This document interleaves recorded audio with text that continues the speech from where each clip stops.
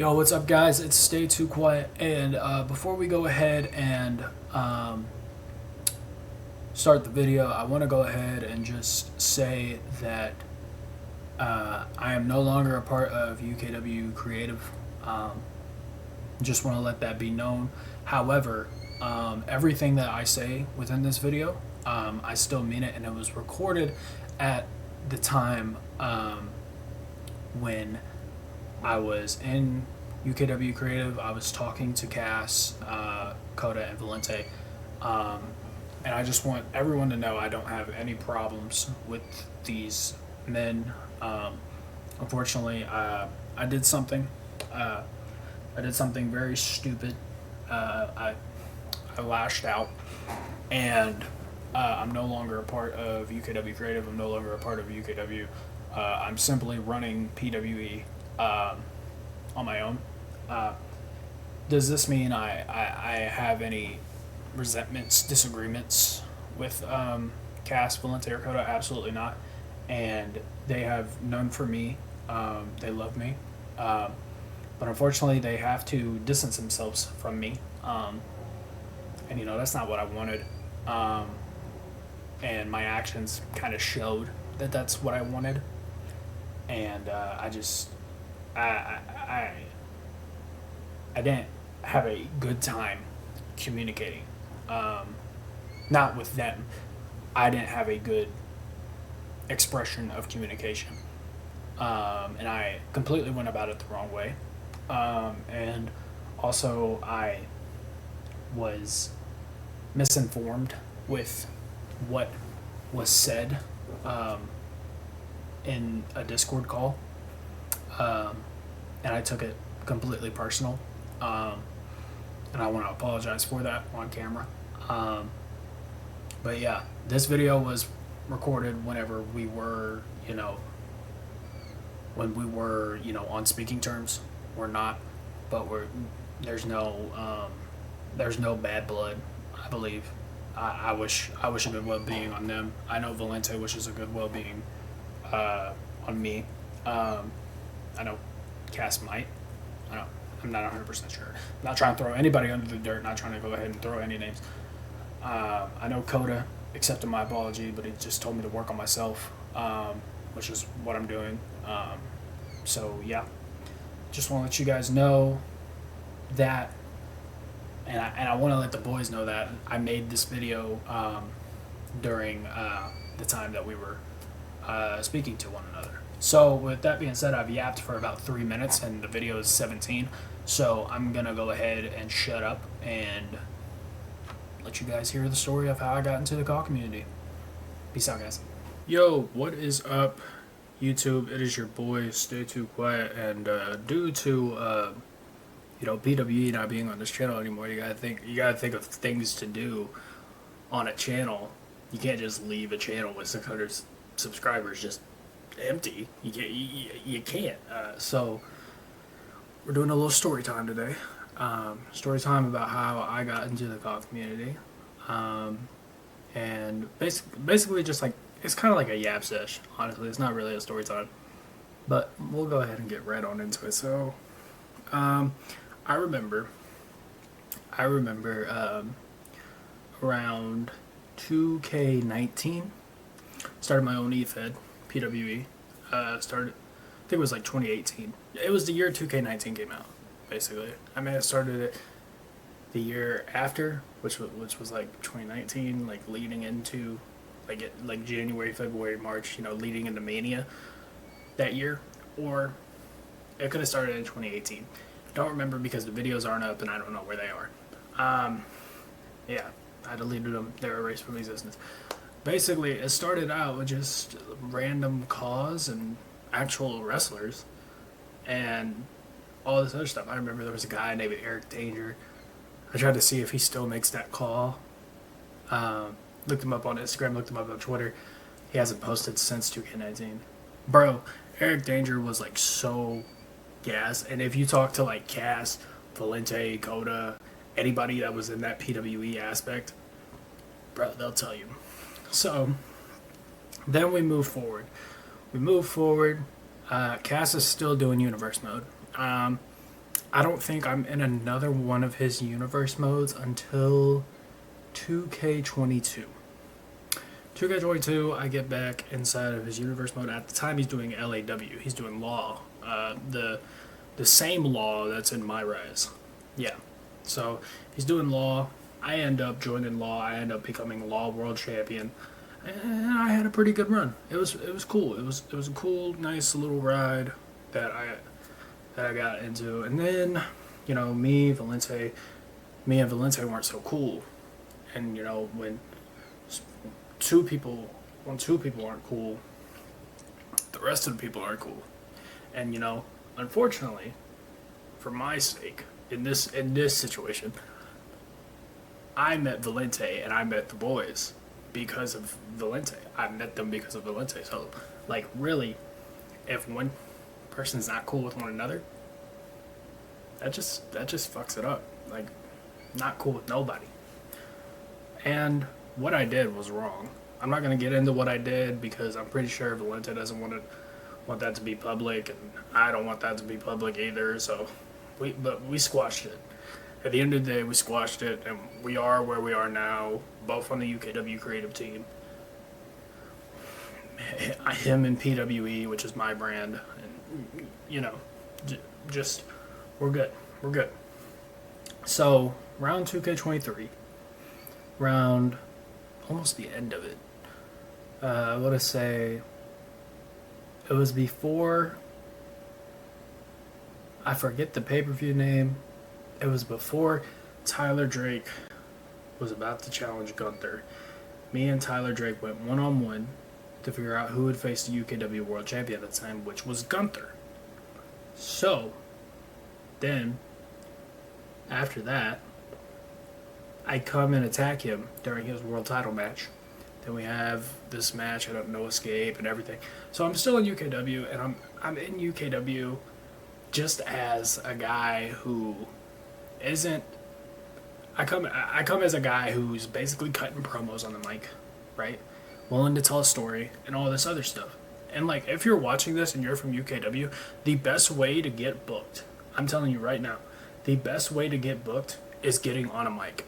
In any EFED at all, the best way to get booked is being willing to go on the mic and cut a backstage promo, cut a in-ring promo. It doesn't matter.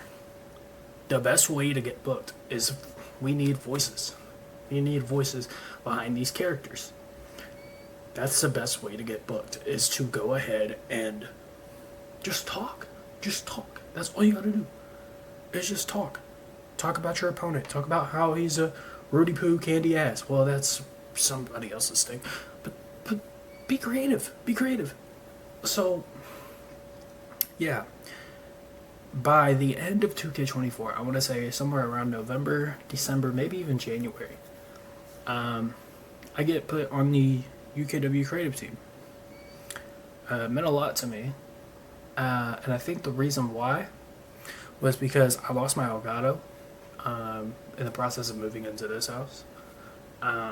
So when I moved into this house, didn't have my Elgato, and I was like, oh shit, how am I going to record PWE? I mean, there's like no way. So Kaz put me a part of UKW's creative team, and I eventually found my Elgato like 2 weeks later, and I thought I was gonna get cut. Like Cass even told me, he was like, bro, if you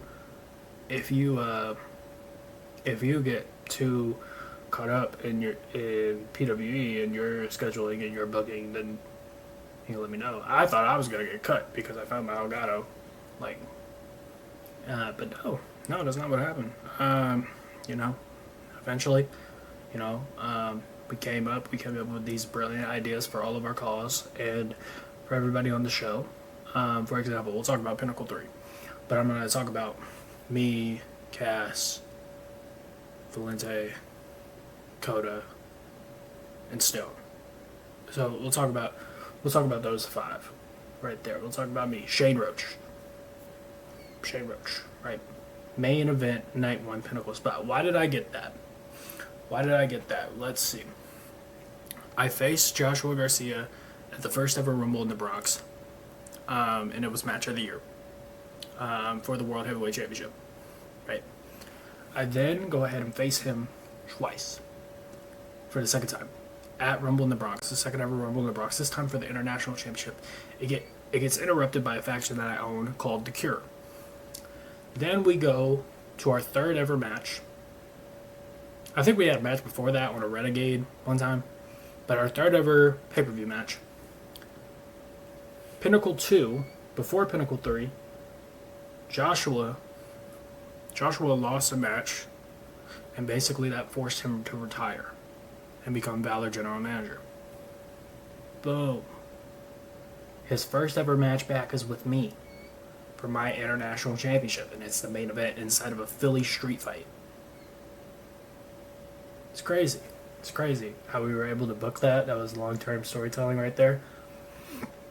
And then we get into Cass. Cass's call is Tyler Drake. So Tyler Drake basically faced, won the World Championship, I believe, once? I think it was once. Maybe 2 times. Maybe he's like a 3-time UKW World Champion now. I'm not sure. But I know he went toe-to-toe with Rogue Abbott. He went toe-to-toe with Rogue Abbott. He won. He went toe-to-toe with Rogue Abbott and lost the World Heavyweight Championship at, I want to say, that was very loud, I know. I want to say London Lockdown. Yeah, London Lockdown. That's when Andre Simmons cashed in. Cashed in on Rogue Abbott, won the World Championship. We fast forward. Andre Simmons holds the championship until Pinnacle 2. Andre Simmons holds the championship until Pinnacle 2. Who wins? Zay Jordan. Zay Jordan wins that. Zay Jordan holds on to the title, and then Zay Jordan has a title defense against Tyler Drake. And if Tyler Drake loses, he doesn't get another shot at the UKW World Heavyweight Championship. He loses due to Luke Hammer. Him and Luke Hammer have a rivalry, and then at Wild Card, the same match where the rivalry between Tyler Drake and Luke Hammer started, it is now Zay Jordan versus Andre Simmons, right? Zay Jordan, Andre Simmons, winner gets the title, basically. There's no stipulation, just winner gets the title. Zay and Andre are basically mostly equals during the match. Zay gets Andre out of the ring, that distracts the referee. Rogue Abbott comes out, the guy that was in the triple threat match with him, Zay, and Andre at Pinnacle 3, right? Those three guys, all chained together. Rogue Abbott turns heel on Zay. And there's even more developing with Zay and Rogue in that story. They face off at Pinnacle 3. But back to Tyler Drake. Tyler Drake goes one-on-one with Luke Hammer once again at Royal Gauntlet inside of Andre Simmons' hometown in New Orleans, Louisiana. What happens? I'll tell you what happens. Tyler Drake gets thrown off the cage by Luke Hammer. And basically, they're saying, hey, Drake isn't going to make it to Rumble in the Bronx. He's probably going to have to miss Pinnacle 3. He comes out number 1 and he wins the whole damn thing. So then it sets up Andre Simmons versus Tyler Drake. And if Tyler Drake loses, he has to leave UKW. Drake won. Drake won and is now the UKW World Champion. Well, the UKW Champion. That's what we call it. I don't know what we call the titles now. I don't even know. And I'm a part of creative and I don't even know. Then we get to Coda and Valente. Coda and Valente, they are known as the Foundry. Gabriel Cole and Black Iron. They're also known as the other two color commentators on UKW, Kaz, Valente, and Coda. All three of those men, they climb that. Boom. So we go ahead and we get into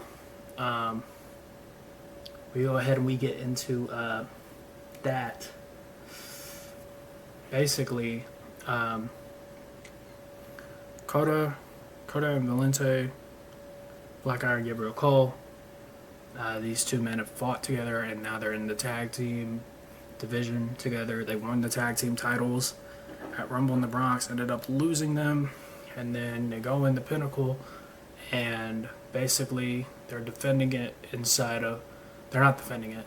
They're trying to win it back in a fatal 4-way ladder match, and it was great. It was great. The Upper Echelon finally got the World Tag Team titles. They got those.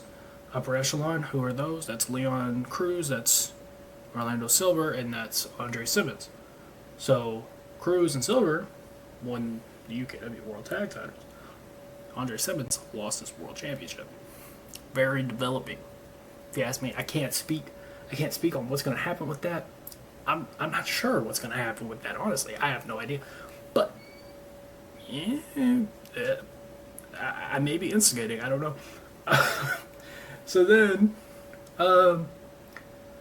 we go to Stone, right? So Stone didn't really have anything for Stone, really, after Wildcard. Because at Wildcard, we have the Wildcard briefcase. It's basically like Money in the Bank. He wins Wildcard, right? He wins it, so he gets to cash in. And we thought, has anybody ever cashed in a Pinnacle? And we think about it, we go back, and we're like, no, nobody's cashed in a Pinnacle. So we make Ace the first person to cash in a Pinnacle. It's Big K, Caleb Allen versus Grayson Duck. Both these two men were a tag team, and they were a part of a enterprise called Miller Enterprises. And basically, Duck and Big K, this is their second match at Pinnacle 2. This is their second match, too. Pinnacle 3, it opens the show.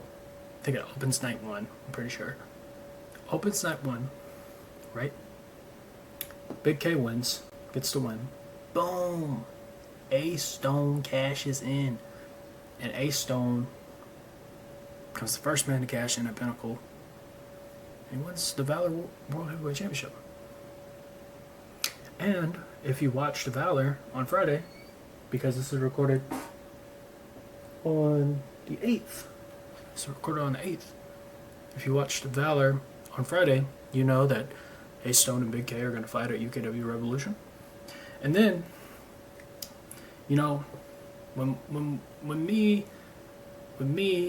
Cass, Coda, and Valente started this CAW community thing, they started UKW on their own. I wasn't a part of that. They started UKW on their own. I knew about it, but I wasn't a part of it. Not because I didn't want to be a part of it. I just wasn't in contact with them at the time. So, UKW. We started UKW. We started Law. We did a lot of things together. We did a lot of things, and eventually, you know, from meeting each other, from this all started because I met Valente inside of NBA 2K16 playing 21 inside of the Old Town Flyers, my part. If that didn't happen, none of this,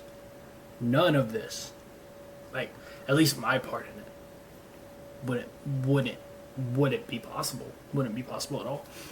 So, it's crazy to think how one interaction can cultivate 9 years. 9 years of knowing one another. And the crazy thing is, we've had our ups and downs. And I'm going to be honest, there's been a lot of bad blood between all three of us. Really, Coda's been in the side, but I always include Coda because I love Coda. Like, Coda's my dog. So, like, you know, I just can't leave him out, you know what I mean? So, and if y'all remember, I made an apology video to all of them before. Dylan, I haven't spoken to Dylan, but I love Dylan. What I did to Dylan, I completely regret it. Think about it all the time. And, you know, it's not something I want to talk about on YouTube. Something I'd like to talk to him face to face, but like, not face to face, but like on a call or something, you know. But where was I? Oh yeah, even though me, Cass, Valente, and Coda have had our ups and downs, this year is going to be the first year that we're watching WrestleMania together as a cohesive unit. Like, We used to watch it every single year. We even, not even that. That means a lot to me. But on March 1st, we saw this man turn, and it was the first time we ever reacted to a pay-per-view together. Since WrestleMania 35. We saw John Cena turn after 22 years. Like, that's crazy. That's crazy to think about. So, now we're watching WrestleMania 41 together. So, it's been 6 years. 6 years since we've watched a Mania together. So, yeah. Through all of that, through all of the trials, the tribulations, the bad blood, all of it. All of it. At the end, we're cool now. And I'm a retired crash out. Because I'm not gonna lie, like 95% of what happened between all four of us was my fault. My fault, 100%. 95% I will take the blame. So, yeah. And we're cool. So, yeah. That was just a story of how I got into the CAW community, how I had some sort of bad blood with Valente, Coda, and Cass, and basically the story about all of our CAWs. I thought I'd go ahead and just make that video for you guys. I want you to know that God loves you, and you should go and love someone today. The same way that Christ loves you, the same way you love Christ, you know what I mean? And even if you don't love God, I love you. You know what I mean? And God still loves you. Even if you don't believe in Him. You know what I mean? I'm not trying to offend nobody. I'm sorry. This is the end of the video where I offend people. I'm sorry. But yeah, I'm just saying I love y'all. I appreciate y'all for being on this ride with me during this whole story time. Just want to say I appreciate y'all. Now I'm going to go and drink my instant coffee. Yeah. That's ice, by the way. Yeah. I'm a pussy. I'm just kidding. Alright, I'm going to go ahead and end the video now. I'm sorry. Alright, I love you guys. Take care.